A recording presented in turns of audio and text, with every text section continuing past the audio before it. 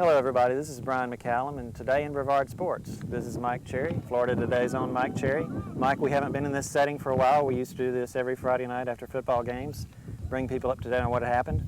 We're going to try to tell them what's going to happen, or at least as best as we can guess. I don't know that we were all that right. Did we pick Rockledge first last year, or did we pick Cocoa? To win the state title. Okay. Yeah. We're going to bring you some high school sports information today. We've talked to Coach John Wilkinson from Cocoa. We've talked to Athletic Director Chuck Goldfarb, also the Cocoa AD. Mike, the first thing I think we need to talk about is Cocoa. We ended the season, not here, but dealing with Cocoa, and let's start 2009 dealing with Cocoa. What do you think about this group of Tigers? Are these guys, Coach has told us he's ahead of schedule, but are these guys the guys that can put another trophy in the stand in there? Well, sure. I mean, I think they're just as talented.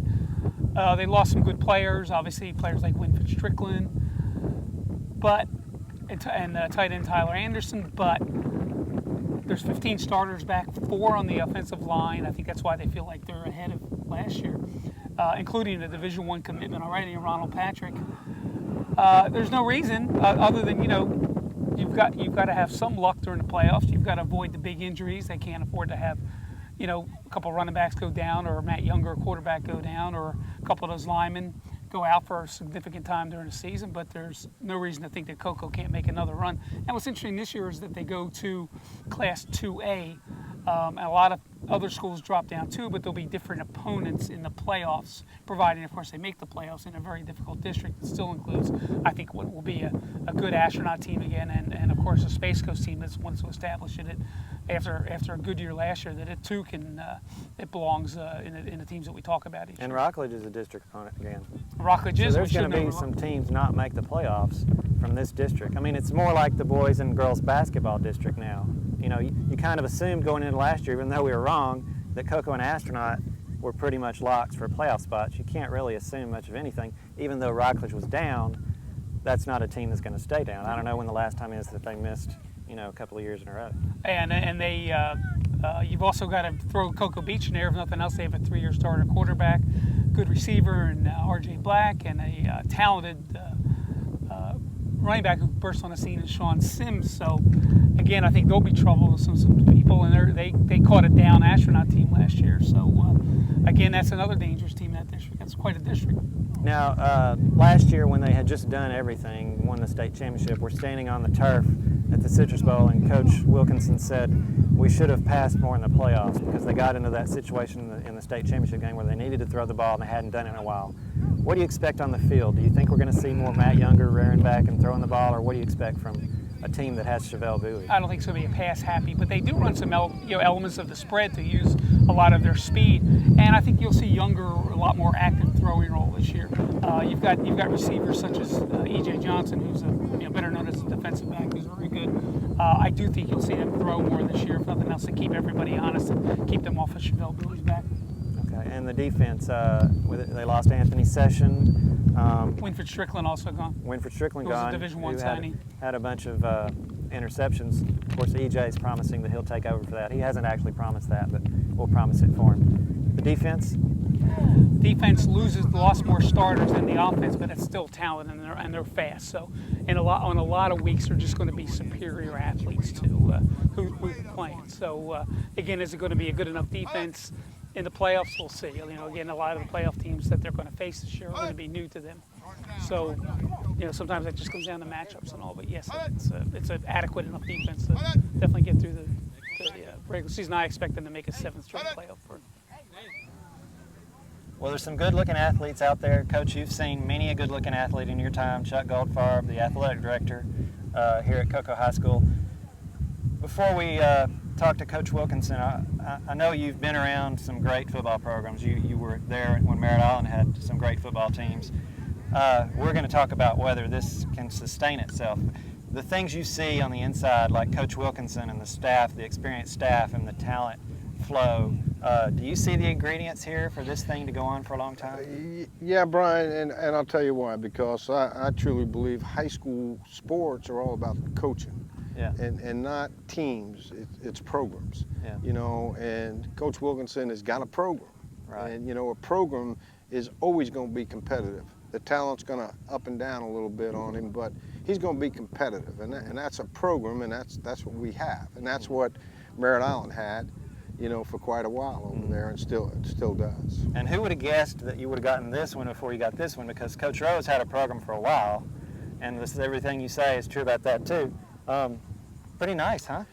Yeah, I wouldn't have guessed it, but I'll tell you this, you know, having been through that several times myself, you have to take some steps, and Yeah. James had made those steps. Right. He had gotten beat in the region finals, and so he was more ready, I think, than our football program. Our football program did it rather quickly. Yeah. You know, but every good program, you really never see a program come from nowhere Right. and win a state championship. It's that Even heart. if people think they came from nowhere. Even if they think they came They from didn't see nowhere, all it's the that stuff. heartbreak. Like Yeah. many people forget that before I won my two, I lost 2 years in a row by one run in a region final from going to the Final Four. So I really believe you got to have some heartbreak along the way.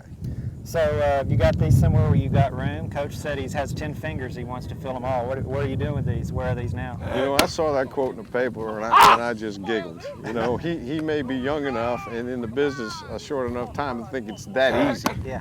You know, 10 of those, I'd love to see him get it. You know, I just think he's a tremendous football coach. But you've got room for. We've got room. We'll make room. You know, we'll stack them wherever we need to stack them. All right. Well, we appreciate you joining us. We appreciate you and Miss Sullivan, the principal, letting us come out here and shoot some video of the team.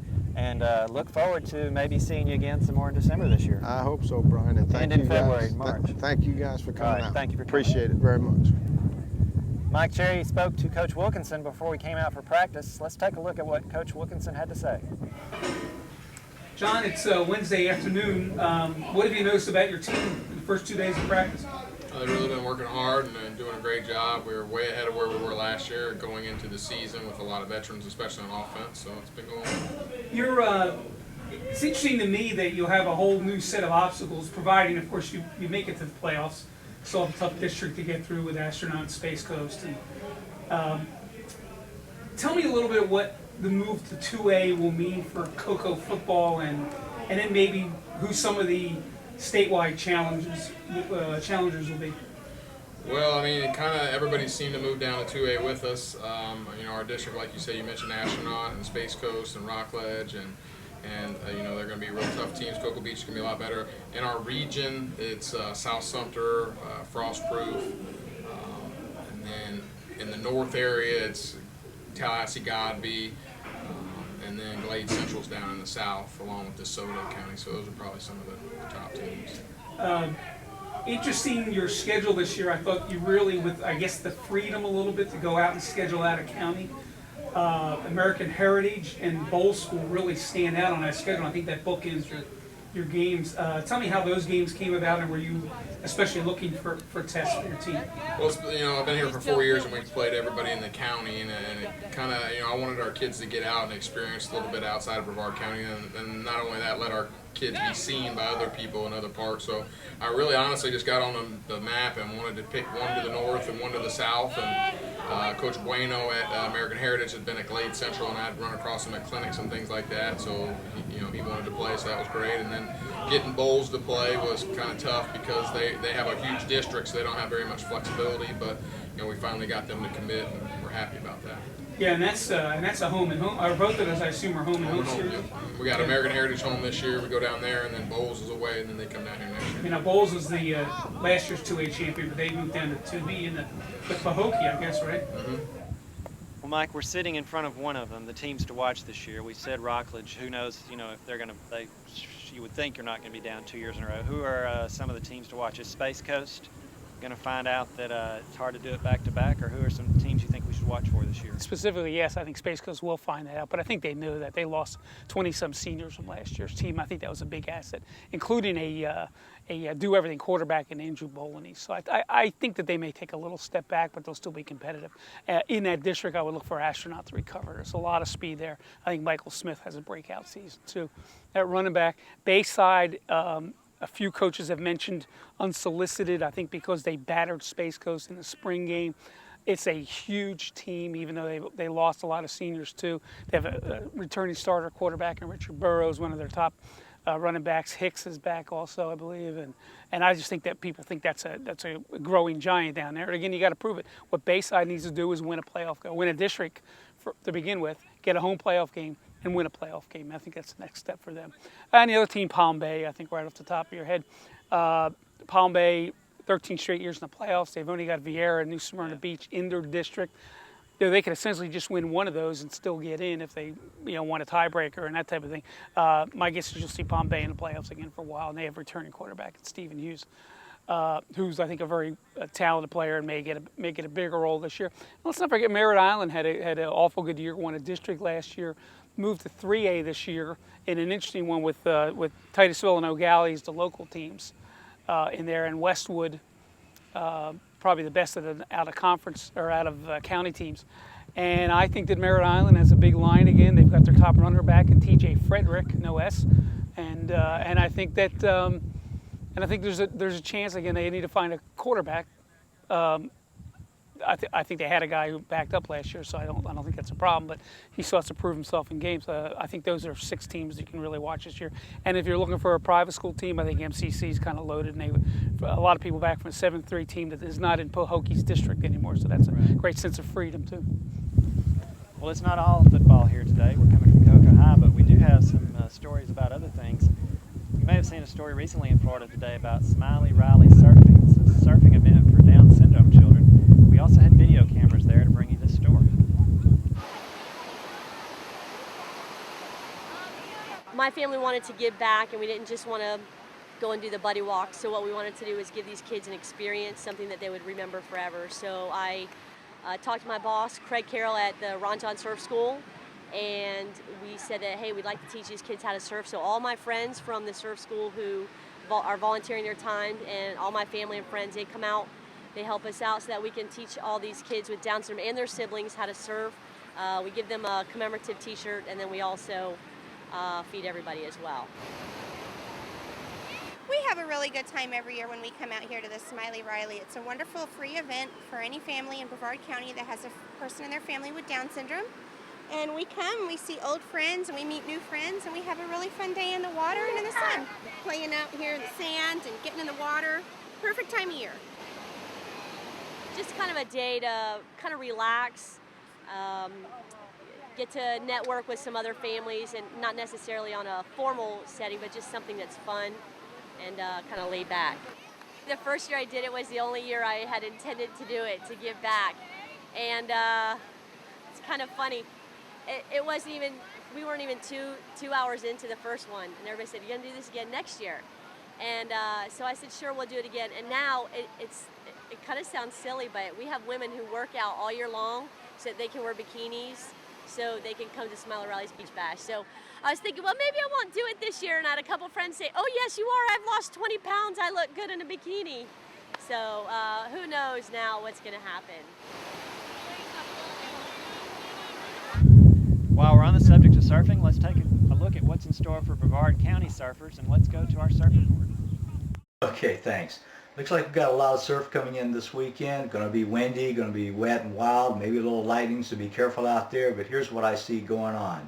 You know, the tropics are starting to heat up a little bit. We've got a couple of waves that'll be passing over us this weekend or just out to sea. So what I'm seeing on Saturday is mostly waist-high surf. Could be a little bigger, but there'll be a lot of wind on it out of the southeast.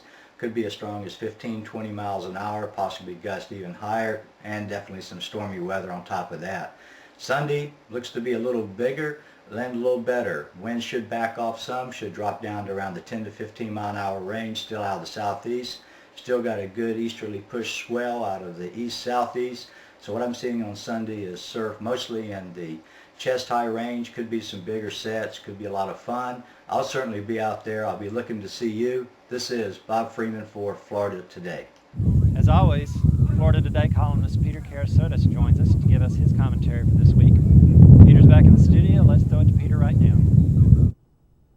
Thank you, Brian. Appreciate that. We've got some topics to talk about today, particularly a column that I wrote last Tuesday, just kind of outlining some of the reasons, excuses, explanations that these athletes are giving us when they're getting busted for performance-enhancing drugs, testing positive. And you know, you want to believe people, you want to think that they're shooting straight with you and telling the truth, but you know, more and more we listen to these explanations and we really have to wonder, and especially when other athletes through the years like Pete Rose continually and vehemently denied that he gambled on baseball and gambled on games that he managed, and then lo and behold, years and years later he comes clean. So we don't really know, but I'm just going to kind of run down some of these excuses and explanations that we get from athletes, and you be the judge as to what we're hearing and whether it rings true to your ears. Let's start with David Ortiz, the Boston Red Sox slugger. And David Ortiz's career really didn't start out very well. Minnesota Twins was going nowhere with them, gets traded to the Boston Red Sox, and suddenly he becomes the type of slugger with Hall of Fame numbers, superstar, big contract, helps the team win 2 World Series. And then he gets outed for testing positive in 2003 in that what was supposed to be a secret list of players, the one that Alex Rodriguez was outed with earlier this year. New York Times seems to be the one that's doing all of this. And here's David Ortiz's explanation. He says, "I definitely was a little bit careless back in those days when I was buying supplements and vitamins over the counter. Legal supplements, legal vitamins over the counter. But I never buy steroids or use steroids." And meanwhile, we look at his numbers, and the numbers continue to decline ever since baseball got stringent with its drug test. Who knows?